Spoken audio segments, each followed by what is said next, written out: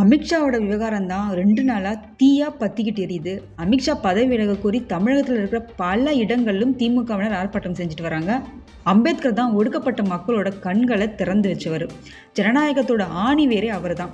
பாஜகவினர் மதத்தின் பெயரால் இந்தியாவில் அரசியல் செய்யலாம் அப்படின்னு நினைக்கிறாங்க. மதத்துக்கு எதிராக அம்பேத்கரோட கருத்துக்கள் அமைந்திருக்குதுங்கிற ஒரே காரணத்தினால அவரை அழிக்க பார்க்குது பாஜக அப்படின்னு திமுக அமைப்பு செயலாளர் RS பாரதி விமர்சித்திருக்காரு. நாடாளுமன்றத்தில் மத்திய உள்துறை அமைச்சர் அமித்ஷா அம்பேத்கரை ரொம்ப அவமதிக்கிற விதமா பேசிட்டாரு. ஏன்னா இப்போலாம் அம்பேத்கர்ன்ற அந்த வார்த்தை இப்போ பேஷன் ஆகிருச்சு. அதனாலதான் எல்லாருமே அவரை பயன்படுத்துறீங்க. அவரோட பேரை பயன்படுத்துறதுக்கு பதிலாக கடவுளோட நாமத்தை உச்சரிச்சா உங்களுக்கு சொர்க்கமாவது கிடைக்கும் அப்படிங்கிற மாதிரி ரொம்பவே ஒரு மாதிரி அவமதிப்பாக பேசியிருக்காரு. அவரோட இந்த பேச்சு தான் நாடாளுமன்றத்தில் பயங்கரமாக பத்தி எரிஞ்சிட்டு இருக்கு. அதை கண்டிச்சு நாடு முழுவதும் அவருக்கு எதிராக போராட்டங்கள் நடந்துட்டு இருக்கு. தமிழ்நாட்டிலும் திமுக சார்பில் கண்டன ஆர்ப்பாட்டங்கள் அங்கங்க நடந்துகிட்டு தான் இருக்கு. சென்னையில் வள்ளுவர் கோட்டம், சிந்தாதிரிப்பேட்டை, மயிலாப்பூர் உள்ளிட்ட பகுதிகளில் இந்த கண்டன ஆர்ப்பாட்டங்கள் நடந்து வருது. சென்னை வள்ளுவர் கோட்டத்தில் திமுக அமைப்பு செயலாளர் RS பாரதி தலைமையில் கண்டன ஆர்ப்பாட்டம் நடந்தது. அம்பேத்கரின் உருவப்படத்தை கையில் ஏந்தியபடி திமுகவினர் இந்த ஆர்ப்பாட்டத்தில் கலந்துக்கிட்டாங்க.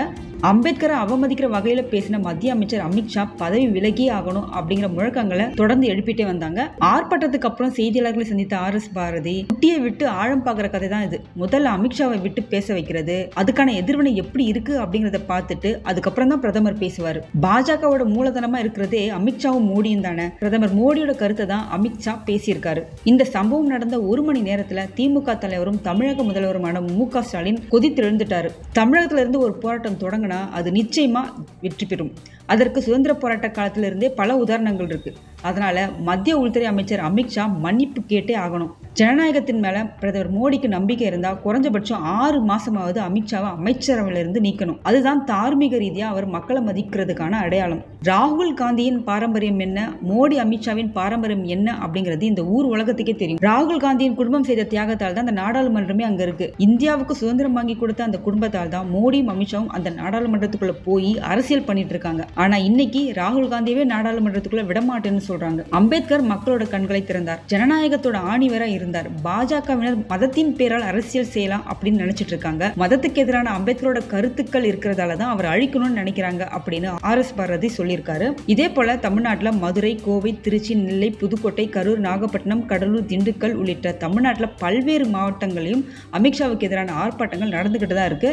திமுக மட்டும் இல்ல, திமுக கூட்டணி கட்சியான VCK சார்பிலும் போராட்டங்கள் அங்க நடந்துட்டு தான் இருக்கு. அமளி ஆனதுக்கு அப்புறம் கூட அமித்ஷா அவரோட கருத்தை பத்தி விளக்கம் தான் கொடுத்தாரே தவிர மன்னிப்பு இது வரைக்குமே கேட்கல. அவர் பேசின கருத்துக்கு ஒரு வருத்தமும் தெரிவிக்கல. இதுல இருந்து என்ன தெரியுது?